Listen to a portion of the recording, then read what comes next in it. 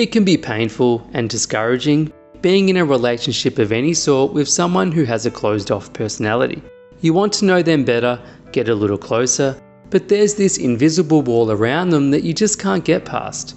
However, you're wise enough to not get too affected because you do know that they're not doing it because they don't like you.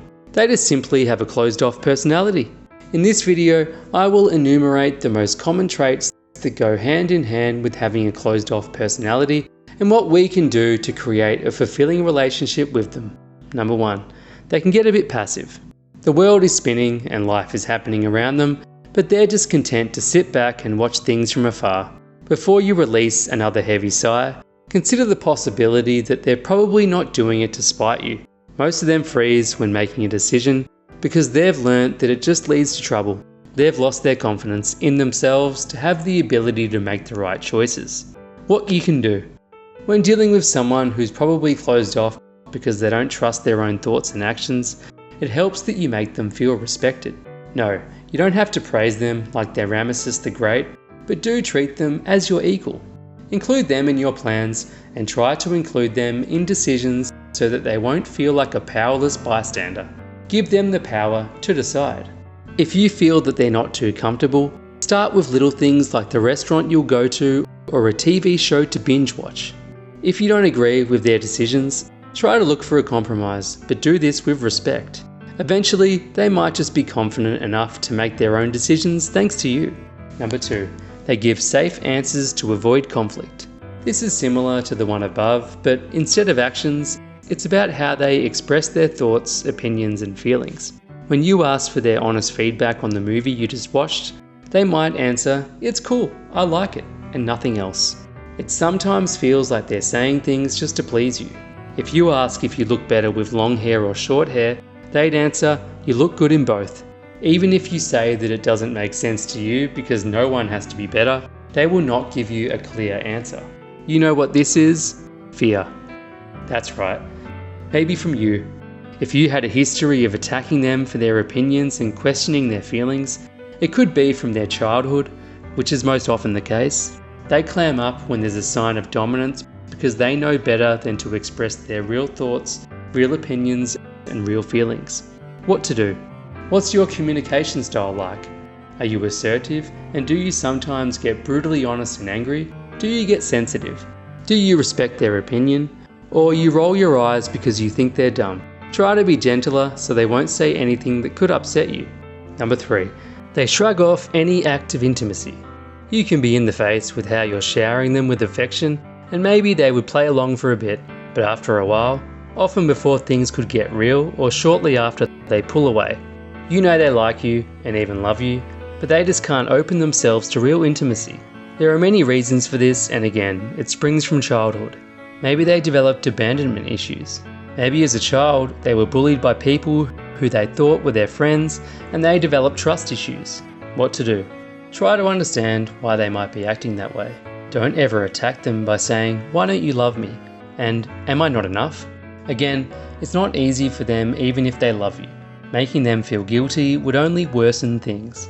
If it turns out that they don't like what you're doing because they're just not comfortable, respect their boundaries, but also try to look out for a compromise so that you'll still be happy.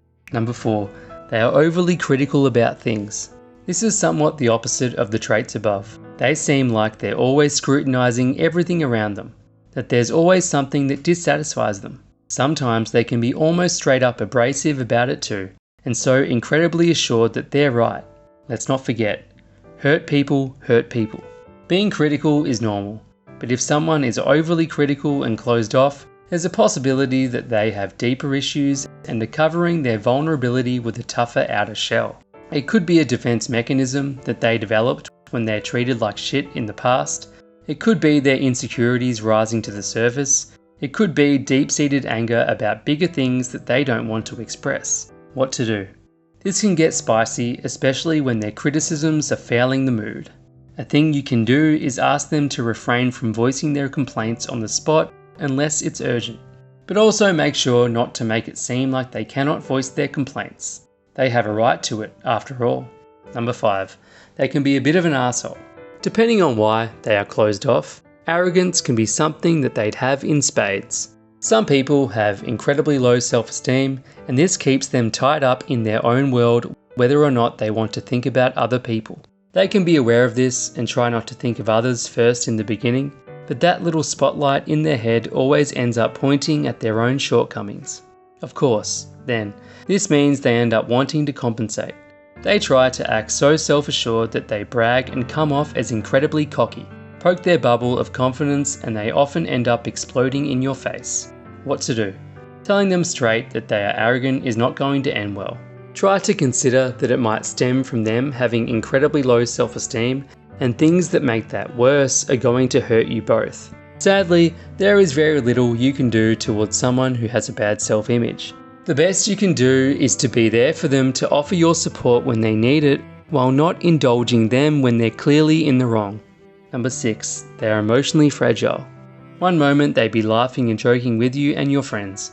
The next moment, they might be incredibly sad or angry over something that had been said or done. Sometimes an apology would calm them down, sometimes it won't, and they'll just keep getting upset. If you're left feeling like you need to always be on guard around this person in case you end up triggering them, it's very likely that they have so many unresolved issues, leaving them closed off emotionally. What to do? Dealing with someone who is emotionally unstable is like walking on glass, and it can be incredibly taxing on your mental health. This is another of those things that are best left to professional therapists. However, there are still some things you can do if your friend or partner is like this. For one, you can be tactful. If you know something hurts them deeply, avoid bringing it up around them and avoid using it as a weapon to make them do what you want them to do. Number 7, they get awkward when you show affection. You say something sweet, they give an awkward smile. You hug them out of the blue, they freeze. This bothers you a little because you want them to give you a little sweet gesture in return. It could feel like you're the one always giving. What to do? First, you have to know that not all people have the same love language. As long as you feel loved, do not require them to show the same level of affection towards you in exactly the same manner. Just show affection without asking much in return. The moment you demand it, it becomes a chore.